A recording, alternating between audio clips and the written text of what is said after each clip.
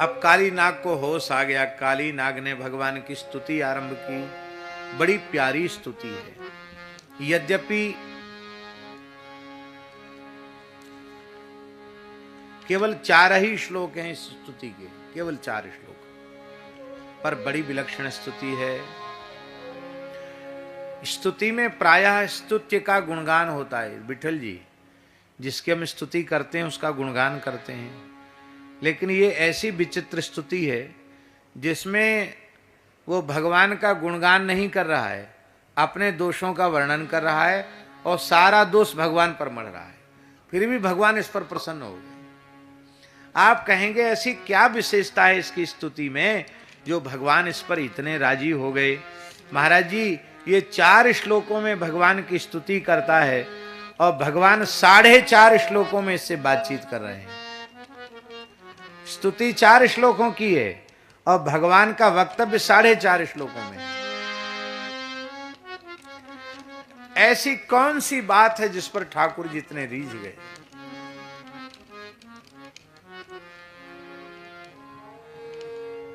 न जाने कौन से गुण पर दयानिधि रीझ जाते हैं। कौन सा गुण था ये। काली नाग का सबसे बड़ा गुण है कि उसने भगवान के सामने कोई छल कपट नहीं रखा, अपने आप को खोल कर रख दिया भगवान के सामने। यही भगवान को प्रिय है। निर्मल मन जन सो मोही पावा, मोही कपट छल छिद्र न भावा। ये इसकी सबसे बड़ी विशेषता है। इसकी वाणी में कहीं कपट छल छिद्र नहीं है। हम लोग बनावटीपन नहीं छोड़ पाते, ना भगवान के सामने बनावटीपन छोड़ें, ना संत के सामने बनावटीपन छोड़ें। संसार के सामने तो बनावटीपन रहता ही है, हरि गुरु संतों के सामने भी हम बनावटीपन ही प्रदर्शित करते हैं, असलियत उनके सामने नहीं रखते हैं। हम जैसे हैं नहीं वैसा अपने आप को उनके सामने प्रमाणित करते हैं। अरे भाई ठाकुर जी से कुछ छिपा हुआ है क्या। जब छिपा हुआ नहीं है तो आप कैसे प्रमाणित करोगे।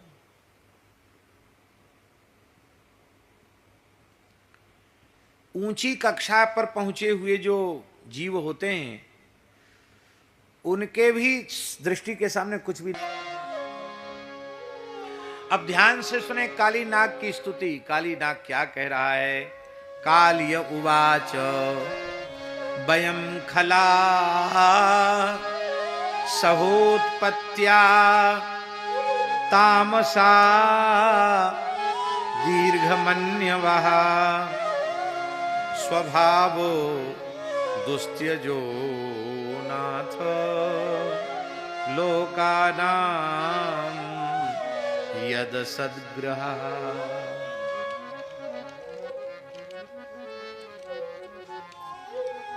हम लोग हैं तो दुष्ट, ध्यान से सुने, पर बनते हैं सज्जन।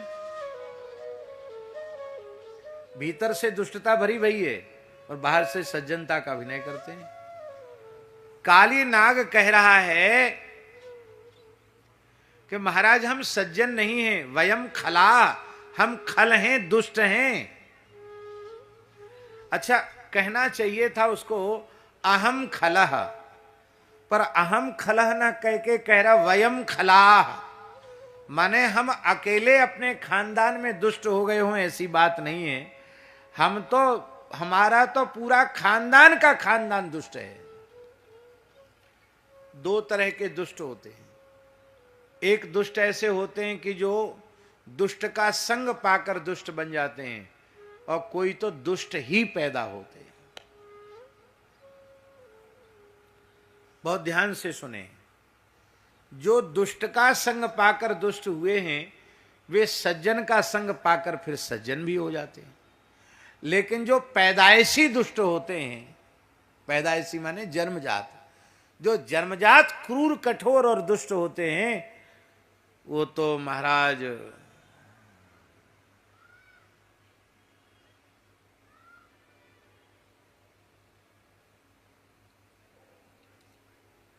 कहीं चले जाएं, उनमें सुधार नहीं होता है। फूलई फरई न बेत जदपि सुधा बरसही जलद, मूर्ख हृदय न चेत जो गुरु मिलही विरिंची। उनमें परिवर्तन नहीं होता। काली नाग कह रहा है हम सब तो जन्मजात दुष्ट हैं और आप तो सात्विक जीवों से प्रेम करते हैं, हम तो घोर तमोगुणी हैं, तामसा। आपके भक्त क्रोध रहित होते हैं पर दीर्घ मन्यवः, हम तो महाक्रोधी हैं, बहुत लंबे समय तक भी क्रोध का बदला चुकाना भूलते नहीं है।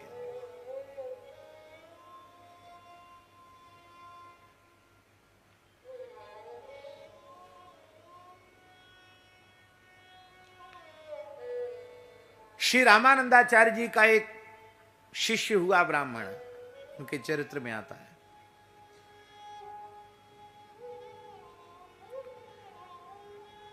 वो प्रत्येक जन्म में सर्प दंशन से उसकी मृत्यु होती थी और वह ब्राह्मण जातिस्वर था, अपने कई जन्मों की याद थी उसको।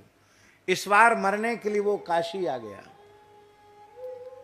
और जैसे ही उसको नाग दिखाई पड़ा वो आचार्य चरण की सन्निधि में गया, नाग ने डस लिया, ब्राह्मण की मृत्यु हो गई। आचार्य चरण ने शंख बजाकर ब्राह्मण को जीवित कर दिया और नाग से कहा कि अरे भाई क्यों इस ब्राह्मण के पीछे तुम पड़े हो? बोले ये वही ब्राह्मण है जिसने जन्मेजय को सर्प यज्ञ की विधि बताई थी। तब से मैंने सौगंध खा रखी है, जहां कहीं भी जाकर पैदा होगा मैं इसे डसूंगा। इसके सैकड़ों जन्म हो गए, मैं इसको डसता चला आ रहा हूं। तब आचार्य चरण ने कहा अब तो मैंने जीवित कर दिया, अब तुम इसे मार नहीं सकते हो। फिर आपने उस नाग को भी दीक्षा देकर के कृतार्थ किया। ऐसा उनके चरित्र में। दीर्घमन्यवः, हम बहुत लंबे समय तक, कई कई जन्मों तक भी वैर का बदला चुकाते रहते हैं। बोले इसमें हमारा कोई दोष नहीं है। क्यों? बोले स्वभावो दुस्त्यजो नाथ, हे नाथ स्वभाव दुस्त्यज होता है। जब सारी सृष्टि आपने बनाई है तो स्वभाव बनाने हम कहां से चले आए?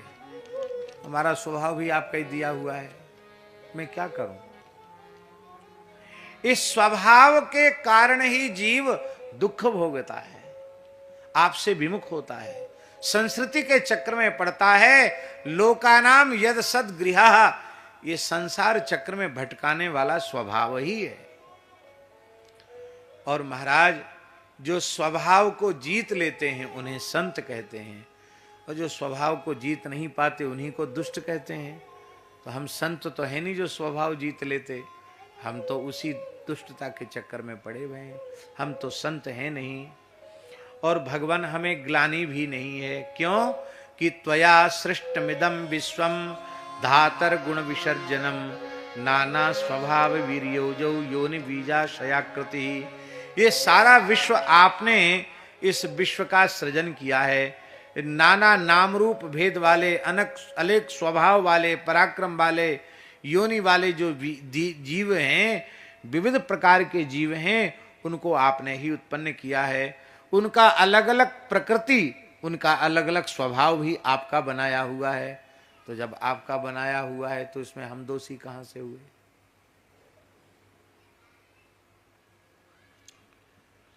और भगवान तुम कहो कि नहीं, तुमको अपने स्वभाव को सुधारना चाहिए, तो वयम तत्र च भगवान सर्पा जात्युरुमन्नवः, हम सज्जन साधु महात्मा नहीं हैं, हम तो सर्प हैं और हम तो क्रोधी स्वभाव के होते ही हैं। कथम त्यजामस्त्वन्मायाम दुश्चजाम मोहिता स्वयं। हे भगवान, आपकी माया को बड़े बड़े योगींद्र महामुनीन्द्र भी जीत नहीं पाते हैं, हम तो दुष्ट हैं, हम आपकी माया को कैसे जीत लें? हम तो आपकी माया में मोहित हो रहे हैं। हे भगवान, सारे जगत के कारण आप हैं, तो हमारे इस दुष्ट स्वभाव के कारण भी आप हैं। पर फिर भी आपको हमें अपनाना पड़ेगा। भगवान हंसने लगे, बोले क्यों अपनाना पड़ेगा? जबरदस्ती? बोले हाँ, आपको तो अपनाना ही पड़ेगा। क्यों? पंसारी अलग अलग अपने दुकान के खानों में अलग अलग वस्तुएं रखता है। पंसारी तो जानते कि नहीं? जिस डिब्बे में काली मिर्च रखी, हाथ डालेगा तो काली मिर्च मिलेगी। जिस डिब्बे में मिश्री रखी, हाथ डालेगा तो मिश्री मिलेगी। जिस डिब्बे में सौंठ रखी है, हाथ डालेगा सौंठ मिलेगी। जिस डिब्बे में पीपली रखी है तो हाथ डालेगा तो पीपली मिलेगी। ऐसा तो नहीं है कि काली मिर्च के डिब्बा में हाथ डालने पर मिश्री निकल आवे, मिश्री के डिब्बा में की जगह काली मिर्च निकल आवे, ऐसा तो है नहीं। तो काली नाग बोला, महाराज सारी दुकान आपकी सजाई हुई है, आप पंसारी हो, ये सारी दुनिया आपकी दुकान है।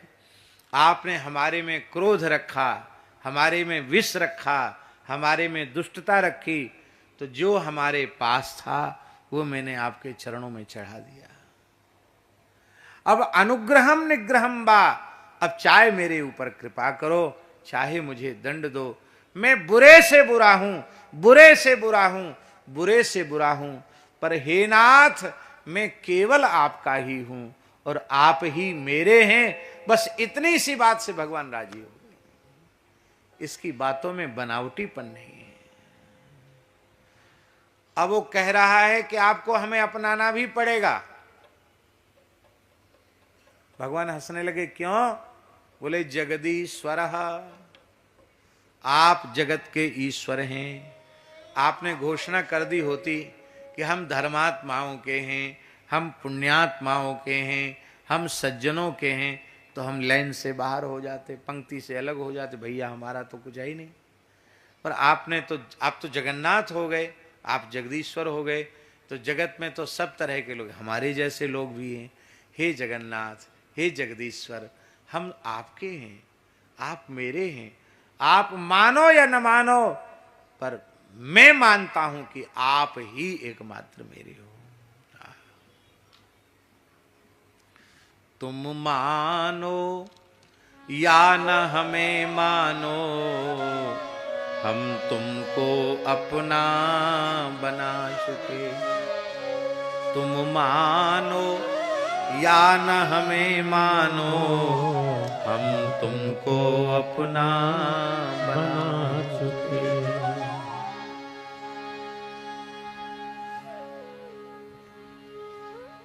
भगवान प्रसन्न हो गए। भगवान ने कहा, कालिय जाओ, तुम समुद्र में चले जाओ, रमणक द्वीप चले जाओ। जो हमारा तुम्हारा स्मरण करेंगे उनको नाग दंशन से भय नहीं रहेगा। जो इस काली हृदय में आकर देवताओं का, पितरों का तर्पण करेंगे, वे संपूर्ण पापों से मुक्त हो जाएंगे। तो काली दह में स्नान की बड़ी महिमा है। काली नाग ने कहा, महाराज आपका वाहन गरुड़ मेरा भक्षण कर जाएगा। तब भगवान ने कहा, नाद्यान मदपाद लांछितम, मदपाद लांछितम न अद्यात। मेरे चरणों के चिन्ह से युक्त होने के कारण अब गरुड़ तेरा भक्षण नहीं करेंगे। गरुड़ तोरे तुझे अपने हृदय से लगाएंगे। गरुड़ जी का एक ध्यान प्रसिद्ध है पुराणों में, जिसमें एक नाग को गरुड़ जी अपनी छाती से लगाए हुए हैं। वो नाग कौन है? वो वही काली नाग है जिसके फणों पर भगवान ने नृत्य किया। अर्थात जो स्वाभाविक शत्रु है गरुड़ जी का, आज वह भी प्रिय हो गया, क्योंकि भगवान के चरण कमल उसके मस्तक पर पड़ गए। इस नाग ने और नाग पत्नियों ने भगवान को दिव्य वस्त्र धारण कराए, मणियों के हार धारण कराए और दिव्य चंदन का लेप किया। कमल की सुंदर माला भगवान को धारण कराई। पूजयित्वा जगन्नाथम प्रसाद्य गरुड़ध्वजम ततः प्रीतोभ्यनुज्ञातः परिक्रम्याभिवंद्यतम। भगवान जगन्नाथ गरुड़ध्वज का पूजन करके, उनकी आज्ञा पा करके, उनकी परिक्रमा करके, और वह अपने इष्ट मित्रों के सहित, परिवार के सहित रमणक द्वीप चला गया। बोलो भक्तवत्सल भगवान की। श्री सीताराम। प्रतिदिन सत्संग एवं दर्शन के लिए श्री महाराज जी के ऑफिशियल चैनल को जरूर सब्सक्राइब करें।